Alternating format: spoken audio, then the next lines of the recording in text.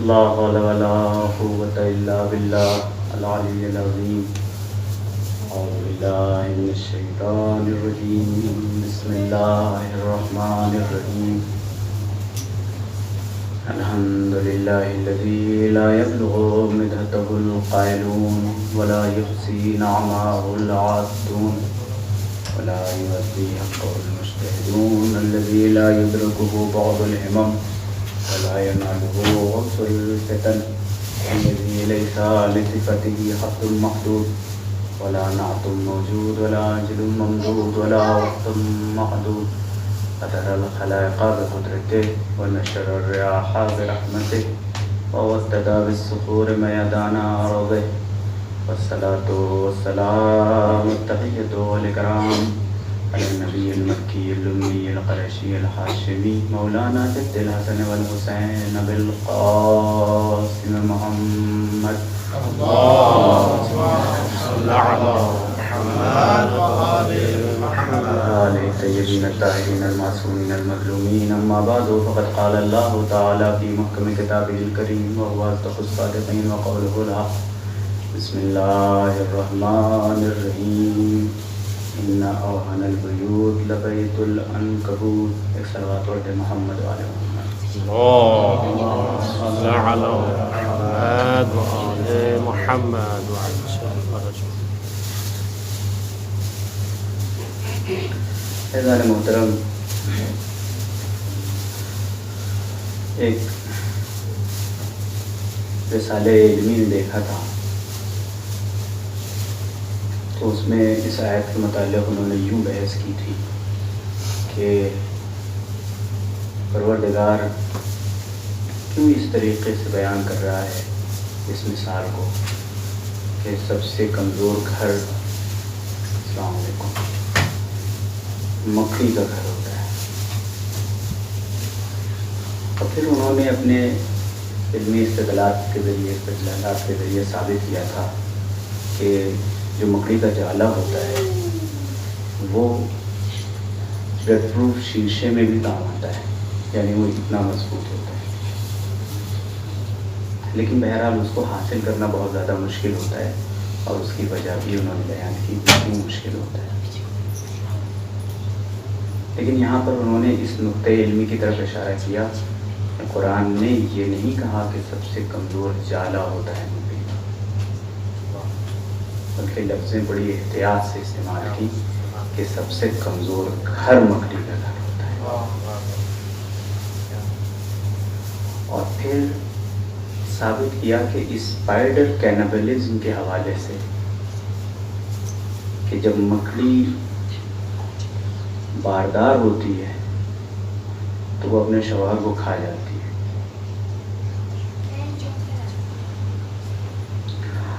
اور جب وہ اپنے بچوں کو جنتی ہے تو اس کے بچے سارے کے سارے مل کے اس کو کھا جاتے ہیں اور پھر وہ نکلتے ہیں. قرآن مجید نے جالے کو نہیں کہا ہے کہ یہ سب سے کمزور جالا ہے، بلکہ گھر کی بات کی.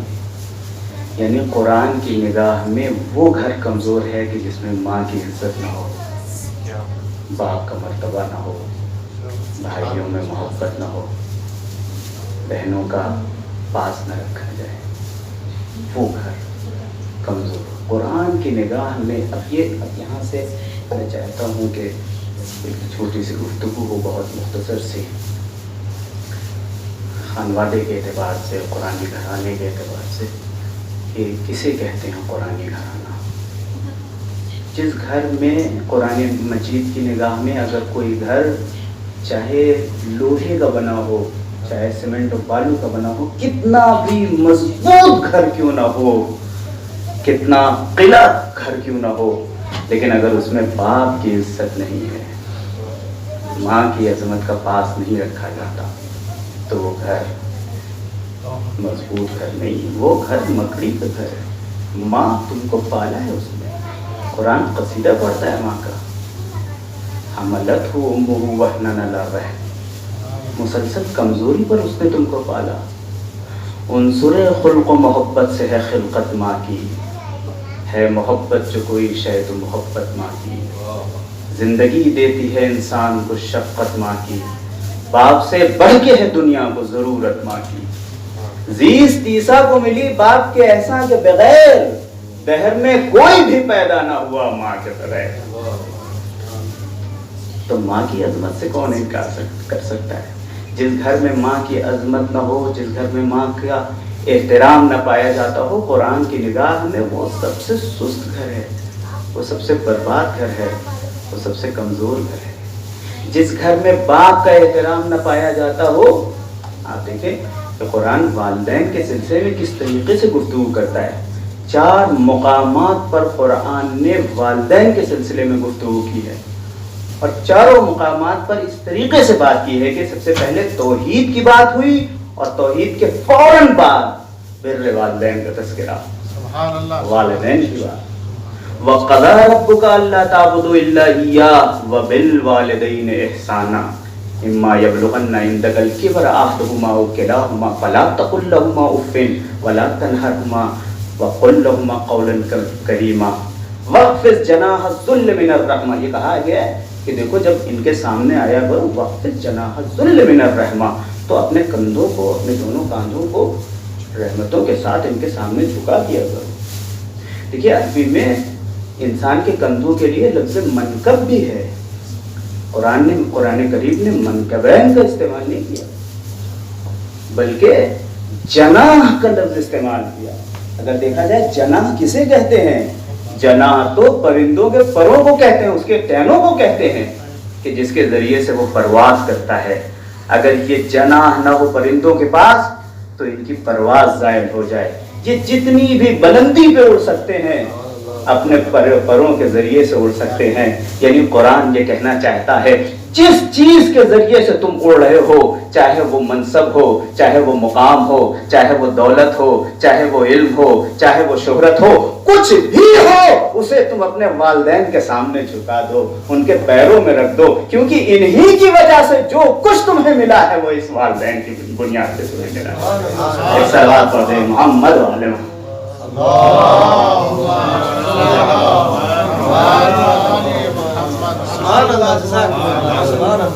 یہ جناح کا مطلب ہی یہ ہے کہ ہر چیز جو کچھ بھی تمہارے لیے باعث فخر ہے، جو بھی قابل فخر ہے، جس پر تمہیں افتخار ہے، اسے اپنے والدین کے سامنے جھکا دو۔ جس گھر میں بہنوں کی عزت نہ ہوتی ہو، ان کا حق نہ دیا جاتا ہو قرآن کی نگاہ میں، وہ گھر سست گھر ہے، وہ کمزور گھر ہے۔ بہن کس طریقے سے دیکھیں قرآن مجید نے کس حسین انداز سے بھائی اور بہن کی محبت کا نقشہ کھینچا ہے۔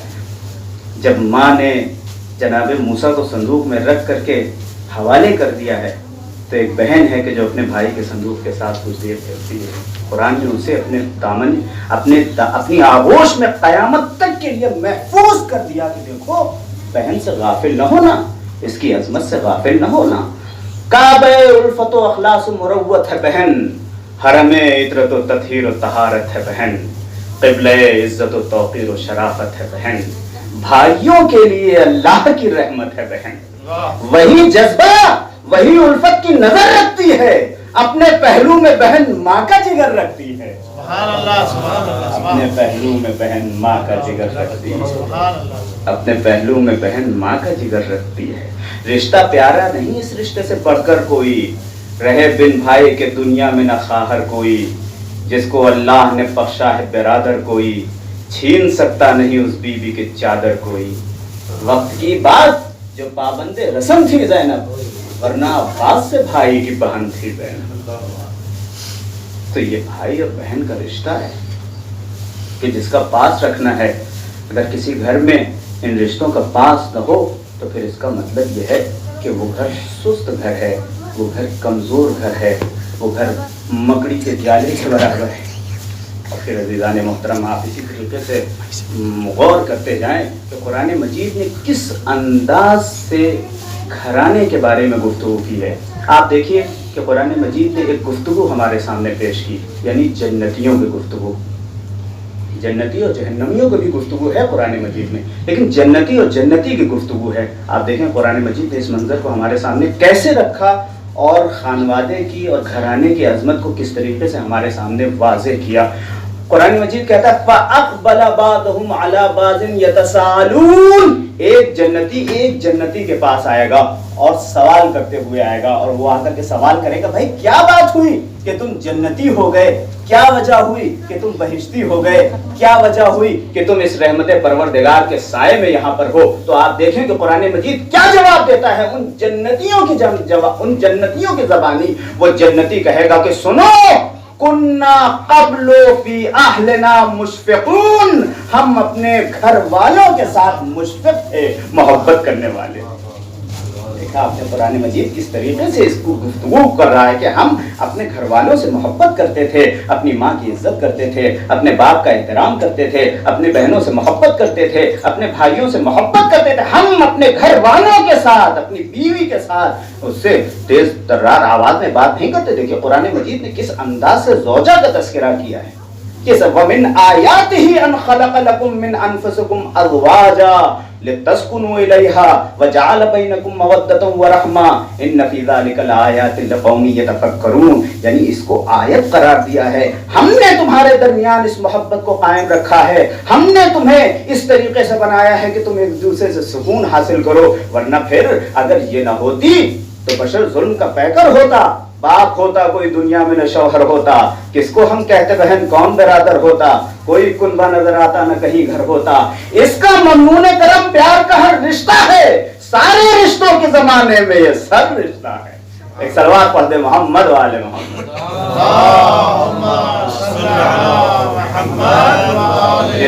کہ کیا حسین انداز ہے، آپ دیکھیں پھول کو رنگ تو سبزے کو مہک دی اس نے، روشنی شمع کو تاروں کو چمک دی اس نے، گوشے احساس کو پائل کی کھنک دی اس نے، دامن فکر کو سندر کی مہک دی اس نے، بڑھ گئی اور بھی انسان کے چمن کی خوشبو جب سے تہذیب میں آئی ہے دلہن کی خوشبو۔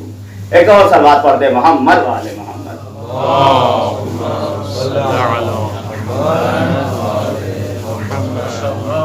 تو آپ محسوس کریں کہ دیکھیں کہ کس طریقے سے قرآن مجید اس بات کو بیان کر رہا ہے کہ ہم اپنے گھر والوں کے ساتھ مشفق تھے۔ ایک ہوتی ہے شفقت اور ایک چیز ہوتی ہے محبت۔ محبت ہو سکتا ہے کہ صرف اور صرف اس کے اندر حال کا انعکاس ہو، لیکن جو شفقت ہوتی ہے اس کے اندر مستقبل کا بھی چہرہ دیکھا جاتا ہے۔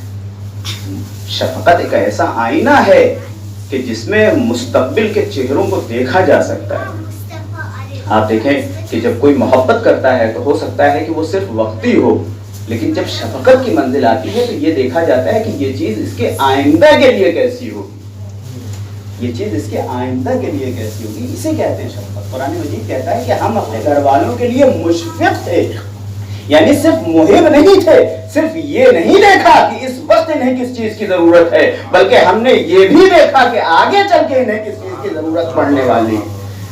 دیکھیں ہمارے روایتوں میں آیا ہے مثلاً کہ اگر کوئی خدا نخواستہ یتیم ہو جاتا ہے تو اس کے سر پر دست شفقت پھیرا جائے، جتنے بال آپ کے ہتھیلی سے ٹچ ہوں گے، جتنے بال آپ کے اس یتیم کے بال، جتنے سر کے بال جتنے بھی ہوں گے اور آپ کے ہاتھ سے ٹچ ہوں گے، چھلیں گے، اتنی نیکیاں لکھی جائیں گی۔ لیکن ہمیں یہ یاد رکھنا چاہیے کہ اگر ہم کسی یتیم کو دیکھیں تو فوراً ہم یہ سوچنے لگیں کہ بھائی چلو دست شفقت پھیر دیا جائے، بس وہ سارا ثواب مل جائے گا۔ وہ دست شفقت کی بات نہیں ہے، وہ دست محبت کی بات نہیں ہے، دست شفقت کی بات ہے۔ یعنی ہاتھ پھیرو تو اس امید کے ساتھ اور اس فکر کے ساتھ کہ یہ بچہ ہے، یتیم ہو گیا ہے، اپنے باپ سے محروم ہو گیا ہے، اس کا آئندہ کیا ہوگا، کہیں ایسا نہ ہو کہ یہ آگے چل کر کے برباد ہو جائے، کہیں ایسا نہ ہو کہ یہ آگے چل کر کے ناکام ہو جائے۔ اس کے مستقبل کی فکر، یہ اس فکر کے ساتھ کہ اس کا مستقبل سنوارنا ہے، اس کا مستقبل بنانا ہے، اس فکر کے ساتھ جب انسان آگے بڑھتا ہے اور اپنا ہاتھ اس کے سر پر پھیرتا ہے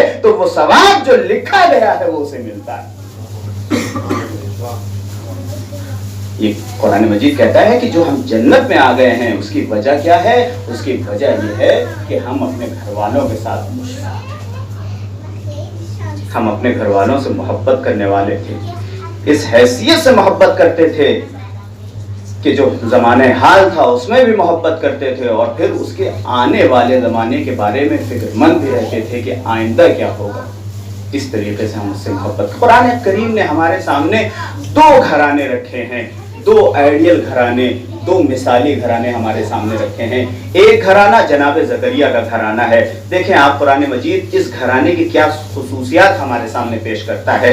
اس دعا زکریا ربہ, جب جناب زکریا نے پروردگار کو آواز دی, رب لا تذرنی فردا, پروردگار ہمیں اکیلا نہ چھوڑنا, وانت خیر الوارثین, اور اس کے بعد پروردگار نے کہا کہ ہم نے ان کی دعا کو قبول کر لیا. فاستجبنا لہ ووہبنا لہ یحییٰ, اور ہم نے ان کو جناب یحییٰ عطا کر دیا, یحییٰ جیسا بیٹا عطا کر دیا. اب اس کے بعد پروردگار عالم اس پورے گھرانے کی ہمارے سامنے منظر کشی کرتا ہے, اس پورے گھرانے کی ہمارے سامنے صفات ہمارے سامنے رکھتا ہے کہ دیکھو اس گھرانے, اس مثالی گھرانے کی صفات کیا ہے. انہم کانوا یسارعون فی الخیرات ویدعوننا رغبا ورہبا وَكَانُوا لَنَا خَاشِعِينَ. یہ تین صفات ہمارے سامنے پروردگار نے جناب زکریا کے گھرانے کے رکھ دیے. ایک صفت تو یہ تھی کہ یسارعون فی الخیرات, یہ سارے کے سارے گھر والے خیرات کی طرف بڑی سبقت دکھاتے تھے, بڑی تیزی سے آگے بڑھتے. یعنی جہاں دنیا میں بہت سارے لوگ ایسے ہیں کہ جو حرام چیزوں کی طرف آگے بڑھتے ہیں, قرآن مجید ان کا بھی تذکرہ کرتا ہے. وَتَرَى كَثِيرًا مِّنْهُمْ يُسَارِعُونَ إِلَى الْإِثْمِ وَالْعُدْوَانِ وَأَكْلِهِمُ السُّحْتَ. نہ جانے کتنے لوگ ایسے ہیں کہ جن کو تم دیکھو گے کہ یہ بڑی تیزی سے حرام خوری کی طرف آگے بڑھتے ہیں, حرام کاموں کی طرف آگے بڑھتے ہیں. دونوں ہاتھوں کی چابک دستیوں سے یہ مال حرام کو سمیٹتے ہیں اور کھاتے ہوئے نظر آتے ہیں. مگر اس کے باوجود جو مثالی گھرانہ ہوتا ہے, جو قرآنی گھرانہ ہوتا ہے, جو آئیڈیل گھرانہ ہوتا ہے, اس کی صفت یہ ہے کہ انہم کانوا یسارعون فی الخیرات, یہ خیرات میں سبقت دکھاتے ہوئے نظر آتے ہیں. یہ جہاں دیکھتے ہیں کہ نیکی ہے وہاں پر آگے بڑھتے ہیں. یہ صرف دوڑتے نہیں ہیں بلکہ دوڑتے ہیں اس نیت کے ساتھ کہ نیکی مل جائے, ورنہ ہر دوڑنے کو ہجرت تھوڑی کہتے ہیں. ہجرت تو بڑی عظیم چیز شے کا نام ہے نا. ہجرت تو دل کے ساتھ ہوتی ہے. جب انسان اپنی فکر میں ہجرت پیدا کرتا ہے, اپنی نیت میں ہجرت پیدا کرتا ہے اور پھر آگے بڑھتا ہے تو ہم اسے ہجرت کہتے ہیں. ہجرت وقار مذہب و ملت ہے دوستوں, ہجرت ابو البشر کی روایت ہے دوستوں. ہجرت کا کوئی ممکن, ہجرت کے فیض سے کوئی, ہجرت کی فضیلت سے کوئی منکر نہیں ہو سکتا, کیونکہ ہجرت ہی کا تو یہ فیض ہے کہ جو آج کائنات میں یہ رونقیں نظر آ رہی ہیں. ہجرت کا فیض ہے جو زمین کیا سے کیا بنی, مکہ بنا, مدینہ بنا, کربلا بنی. اور کچھ لوگ تھے کہ جنہوں نے بظاہر کوچ کیا تھا, جنہوں نے بظاہر سفر کیا تھا, جنہوں نے فرار کیا تھا, انہوں نے ہجرت نہیں کی تھی. وہ ہجرت نہیں کر سکے تھے. کیوں ہجرت نہیں کر سکے تھے؟ چونکہ دل و دماغ میں ہجرت پیدا نہ ہوئی, چونکہ فکر میں ہجرت پیدا نہ ہوئی. چھوڑو انہیں جو طے رہے الفت نہ کر سکے, طے جادے وفا کی مسافت نہ کر سکے, دوڑے بہت مگر کہیں سبقت نہ کر سکے, یعنی دیار کفر سے ہجرت نہ کر سکے. چھوڑو انہیں جو طے رہے الفت نہ کر سکے, طے جادے وفا کی مسافت نہ کر سکے, دوڑے بہت مگر کہیں سبقت نہ کر سکے, یعنی دیار کفر سے ہجرت نہ کر سکے. شامل مہاجرین میں دل سے نہیں رہے, 23 سال بعد جہاں تھے وہیں رہے.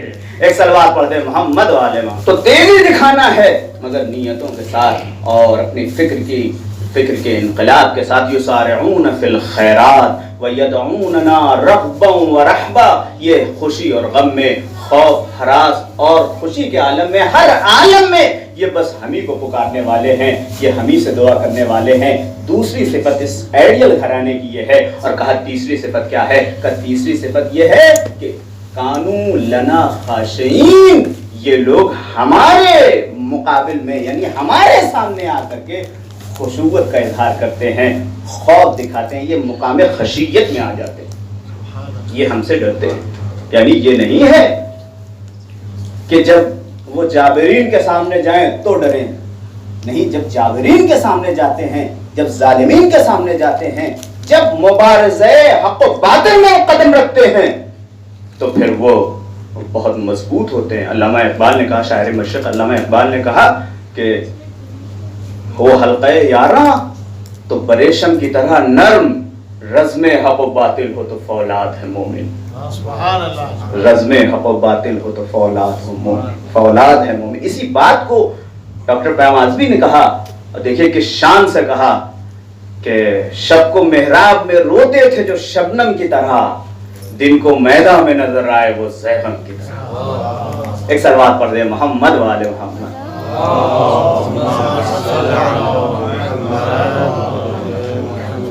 ये जब हमारे सामने आते हैं तो मुकाम खशियत में होते हैं, ये खौफ खाते हैं। तो एक घराना कुरान करीम ने जो आइडियल घराना हमारे सामने रखा वो जनाब ज़करिया का घराना रखा, और एक दूसरा घराना हमारे सामने रखा, ये सबसे ऊंचा घराना, सबसे उलिया घराना, सबसे बाज़मत घराना। किसका घराना? जनाब ज़हरा मर्ज़िया का घराना। आप देखें कि कुरान मजीद ने इसकी 5 सिफात हमारे सामने रखी, और बड़े हसीन अंदाज में हमारे सामने ये 5 सिफात रखी गई। सूरह इंसान में इरशाद हुआ, हल अता अलल इंसान हीनुम मिनद दहर लम यकुन शय्यन मज़कूरा इन्ना हदैनाहु सबील इन्ना खलक़नल इंसान मिन नुतफ़तिन अमशाजिन नब्तलीहि फजअलनाहु समीअन बसीरा इन्ना हदैनाहु सबील। और इसके बाद जब कुछ आयतों के बाद फिर इरशाद हुआ कि सबसे पहली सिफत जो हमारे सामने रखी गई वो यूफ़ून बिन्नास। सबसे पहली सिफत यह है इस घराने की कि ये नज़र करते हैं और नज़र को वफा करते हैं। यानी एक तरफ जहां औलाद बीमार हो जाए, घर का कोई फर्द बीमार हो जाए और हम उसे डॉक्टर के पास ले जाएं, दारूखाने के पास ले जाए, दारूखाने पे जाकर के उसके लिए दवा लें, ये बहरहाल जरूरी है, मगर उसके बावजूद इर्तिबा के इलाजिया कहीं से मुनक़ता नहीं होना चाहिए। ये सारी चीजें होने के बावजूद इंसान नज़र कर रहा है। ये कुरानी घराने की सिफत है कि ये नज़र करते हैं, ये हमसे मांगते हैं और फिर नज़र को पूरा भी करते हैं। वयूफ़ूना बिन्नज़र वयख़ाफ़ूना यौमन काना शर्रुहु मुस्ततीरा। ये क़यामत से डरते हैं, ये क़यामत से डरते हैं। मेरी ज़बान गुम हो जाए, मेरी औकात नहीं है कि मैं कहूँ कि ज़हराए मर्ज़िया और ज़हराए मर्ज़िया का घराना क़यामत से डरे।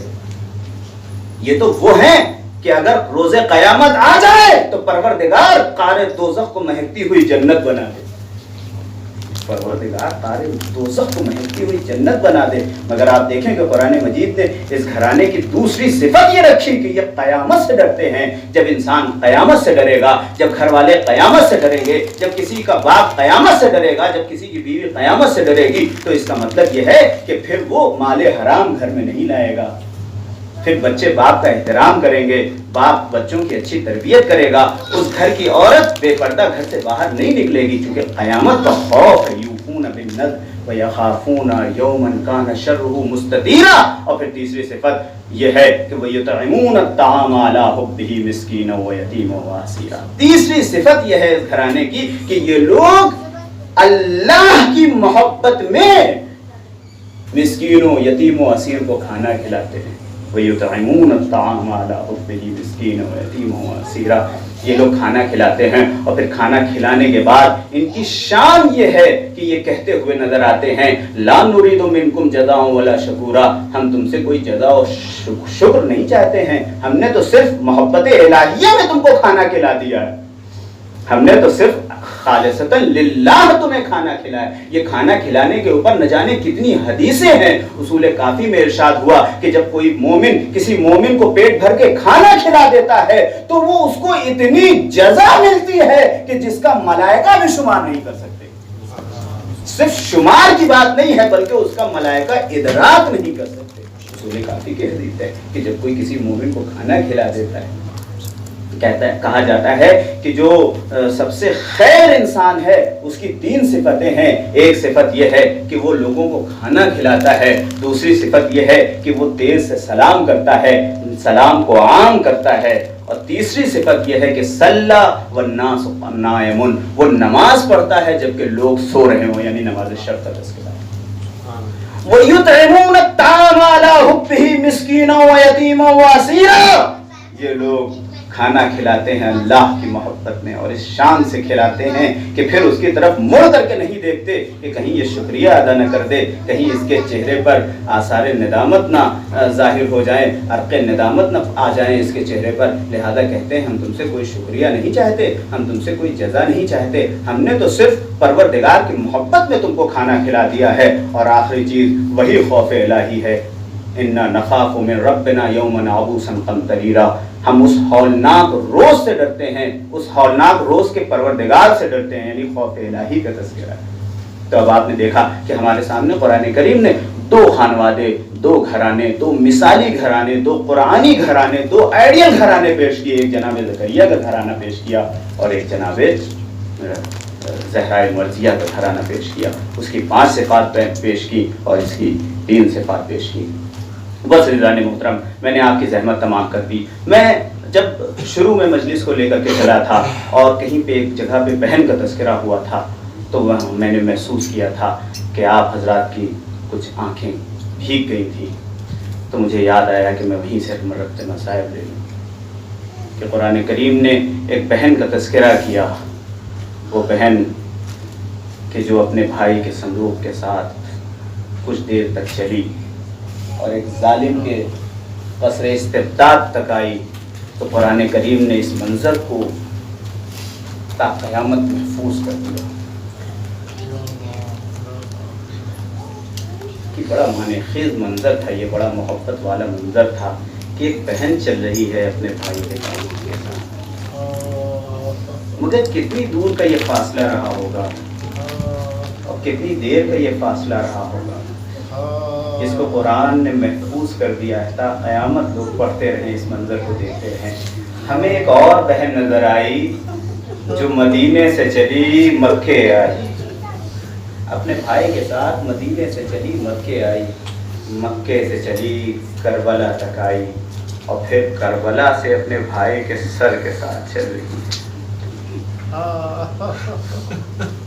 قرآن کی نگاہ میں اس بہن کا کیا مرتبہ ہے میں نہیں بتا سکتا. قرآن کی نگاہ میں اس بہن کی کیا عظمت ہے مجھے اس کا اندازہ نہیں ہے. شیخ مفید کہتے ہیں 12 محرم کو یہ قافلہ کوفے میں داخل ہوا. ابو مطنف کے اعتبار سے وہ کہتا ہے کہ کوفے میں شور و غل تھا، کوئی قافلہ آ رہا ہے، کوئی قافلہ آ رہا ہے. کس کا قافلہ آ رہا ہے؟ کچھ لوگ تھے، خارجی تھے، انہوں نے بغاوت کی ہے، ان لوگوں کا قافلہ آ رہا ہے. لوگ جوق در جوق پہنچے تماشا دیکھنے کے لیے. اور جب یہ قافلہ آیا اور قافلہ آیا قریب تر آیا، لوگوں نے پوچھنا شروع کیا، تعارف ہوا تو لوگ رونے لگے. اور اس کے بعد جب جناب زینب نے خطبہ دیا ہے تو حمید کہتا ہے کہ میں ایک بوڑھے شخص کے پاس کھڑا ہوا تھا، میں نے دیکھا کہ اس کی داڑھی آنسوؤں سے پر تھی، اس کی داڑھی آنسوؤں سے بھری ہوئی تھی. وہ کبھی اپنی داڑھی کو نوچتا تھا، کبھی اپنے بالوں کو نوچتا تھا، کبھی منہ پہ تماچے مارتا تھا.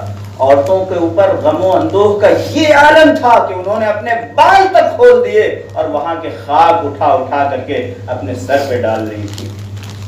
عزیزوں، یہ قافلہ اس کے بعد ابن زیاد کے دربار میں پہنچا. ابن زیاد کے دربار میں ایک طرف یہ قافلہ لے جا کر کے اسیروں کو لے جا کر کے بٹھا دیا گیا. جناب زینب اولیاء مقام کے سلسلے میں وہاں پہ ملتا ہے کہ وہاں پہ بیٹھی ہوئی تھی. یہ ابن زیاد آتا ہے. یہ بڑا تمطراق والا انسان تھا، اپنے آپ کو بہت لوگوں کے سامنے یہ پیش کرتا تھا کہ میں بہت ظالم ہوں، جابر ہوں. اور واقعی اس نے ظلم و جبر میں اس نے کوئی کسر نہ اٹھا رکھی تھی. اور اسی روب کے ساتھ وہ جناب زینب سے پوچھتا ہے کہ یہ عورت کون ہے، مگر جناب زینب نے اس کا کوئی جواب نہیں دیا. اس کے اوپر بڑا شاق گزرا کہ یہ کیسی عورت ہے کہ جو میرا جواب نہیں دے رہی ہے، مجھ سے ڈر نہیں رہی ہے. اور پھر اس نے دوبارہ سوال کیا 3 مرتبہ. روایت کی کتابوں میں لکھا ہوا ہے، مختلف کی کتابوں میں، کہ 3 مرتبہ اس نے سوال کیا اور تینوں مرتبہ جناب زینب نے اس کا جواب نہیں دیا. صرف جواب نہ دے کر کے جناب زینب اولیاء مقام نے اس شخص کو اتنا ذلیل کیا ہے کہ زج ہو گیا، اور پھر وہاں پہ اپنی کسی درباری سے پوچھتا ہے یہ کون ہے کہ جو میرا جواب بھی نہیں دے رہی؟ تو وہاں پہ بتایا گیا کہ جناب زینب رضیہ مقام ہے، تو انہیں پہچانتا نہیں۔ عزیزان محترم، یہ وہ وقت تھا کہ جب شہداء کے سر آنے شروع ہوئے، نہ جانے کتنے ٹکڑوں میں سر آئے ہیں عزیزان محترم۔ ہر قبیلہ، کوئی قبیلہ آتا تھا کنانہ نام کا، وہ 13 سر لیے ہوئے تھا، بنی اسد والے 7 سر لیے ہوئے تھے، شمر ذوالجیشن کے ہاتھ میں تقریباً 22 سر تھے۔ اسی طریقے سے سر آتے رہے۔ عزیزو ذرا محسوس کریے کہ ایک طرف بیویاں اسیر ہیں، قیدی بنی ہوئی ہیں، سر پہ سر لائے جا رہے ہیں، جیسے جیسے سر اپنے والی و وارث کے سر کے اوپر، جو سر والی و وارث کا تھا ان کے اوپر جب بیویوں کی نگاہ پڑتی ہوگی تو کیا عالم ہوتا ہوگا۔ گریہ و فغاں جاری تھا، بیویاں رو رہی تھیں اور سر آ رہے تھے، سر آ رہے تھے۔ عزیزوں، ایک مرتبہ حسین کا سر آیا، غضب ہوا، اس ملعون نے ایک چوب خضر منگوایا، اور منگوانے کے بعد حسین کے لب و دندان سے بے حرمتی کرنا شروع کر دیا، بے حرمتی کرنے لگا۔ عزیزوں، تاریخ کی کتابوں میں ملتا ہے کہ وہاں پہ جناب زید بن ارقم تھے کہ جو کھڑے ہو گئے اور انہوں نے کہا کہ یہ تو کیا کر رہا ہے؟ مورخین نے لکھا، تحلیل کرنے والوں نے لکھا کہ جناب زینب کے اس جواب نہ دینے سے اور جناب زینب کے اس خطبے سے وہ اثر پیدا ہو گیا تھا کہ پورے کوفے میں انقلاب کا ماحول برپا ہو گیا تھا، اور یہ جرأتیں پیدا ہو گئی تھی لوگوں کے اندر۔ وہ کھڑے ہو گئے اور انہوں نے کیا کرتا ہے، تو ان ہونٹوں کے ساتھ بے حرمتی کر رہا ہے، بے ادبی کر رہا ہے کہ جن کو میں نے خود اپنی ان آنکھوں سے دیکھا ہے کہ رسول چھما کرتے تھے۔ عزیزان محترم، اس کے بعد پھر وہ مسجد میں پہنچتا ہے۔ مسجد میں پہنچنے کے بعد پھر وہ لوگوں کو، سب کو حکم دیتا ہے کہ ہر کس و ناکس یہاں پر آئے، کیونکہ اب اس کو احساس ہو گیا تھا کہ جناب زینب نے کیسا انقلاب پیدا کر دیا ہے، اپنی تقریروں کے ذریعے، اپنے خطبوں کے ذریعے کیسا انقلاب پیدا کر دیا ہے۔ اس انقلاب پہ قابو پانا چاہتا تھا، لہذا اس نے سب کو حکم دیا کہ سارے کے سارے لوگ آ جائیں۔ سارے کے سارے لوگ آ گئے، سارے کے سارے لوگ جمع ہو گئے، اور پھر اس کے بعد اس نے سر حسین سے بے حرمتی کرنا شروع کی۔ اور پھر شبلی نعمانی لکھتے ہیں کہ اس نے ایک مرتبہ حسین کے سر کی طرف دیکھا، مجمع کی طرف دیکھا، اور کہنے لگا نعوذ باللہ، وہ کہنے لگا ھذا کذاب ابن کذاب، یہ جملہ کہہ کر کے تحقیر کرنا چاہتا تھا، جناب زینب کے اس اثر، جناب زینب کے اس خطبے کو ختم کرنا چاہتا تھا جو اثر پیدا کر دیا تھا۔ جناب شبلی نعمانی لکھتے ہیں کہ جیسے ہی اس نے یہ کہا ھذا کذاب ابن کذاب، کوئی نہیں تھا کہ جو بولے، لیکن ہے کہ اتنے مر جانا کیا بکتا ہے، ان الکذاب ابن الکذاب انت وابوک، تو اور تیرا باپ جھوٹا اور جھوٹے کی اولاد ہے۔ یاد رکھنا، تو حسین کو کہہ رہا ہے، یہ تو سب سے شریف مرد تھا، یہ تو وہ تھا کہ جس کے لب و دندان کو رسول چوما کرتے تھے۔ آپ نے دیکھا کہ کس طریقے کا انقلاب جناب زینب نے برپا کر دیا تھا۔ وہ غیظ و غضب کے عالم میں آ جاتا ہے، کچھ کر نہیں سکتا ہے، وہ حکم دیتا ہے اس بڈھے کو پکڑو اور پکڑ کر کے ذبح کر دو، اسے یہیں پہ قتل کر دو۔ عزیزو، یہ کہنا تھا کہ تلواروں پہ تلواریں نکل آئیں، تلواریں چمکنے لگی، ہر طرف سے تلواریں چمکنے لگی۔ عبداللہ ابن عفیف کے قبیلے والے، ان کے رشتہ دار، ان کے ساتھی سارے کے سارے تلوار لے کر کے نکل آئے۔ اے ابن زیاد، اگر تو یہ سمجھتا ہے کہ عبداللہ ابن عفیف تنہا ہے تو یہ سمجھنا ہم اسے بچا کر کے رہیں گے۔ اور عزیزان محترم، بعد میں انہیں شہید کیا گیا، لیکن وہاں سے وہ سارے کے سارے ان کے قبیلے والے ان کو بچا کر کے لے گئے۔ عزیزو، میں کہوں گا زینب کو وہ منظر یاد آ گیا ہوگا جب بھیا پہلی مرتبہ ولید کے دربار میں آئے تھے، ایک نعرے تکبیر بلند کی تھی، عباس بھی آ گئے، علی اکبر بھی آ گئے، اور محمد بھی آ گئے، 18 بنی ہاشم کے تلوار کے سائے میں حسین واپس گھر پہنچے تھے۔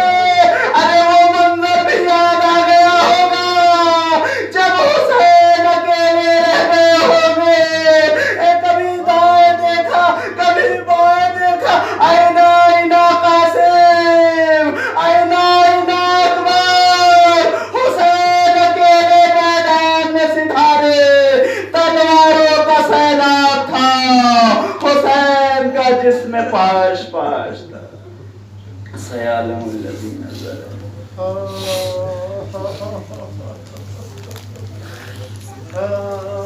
بہرحال ہماری چھوٹی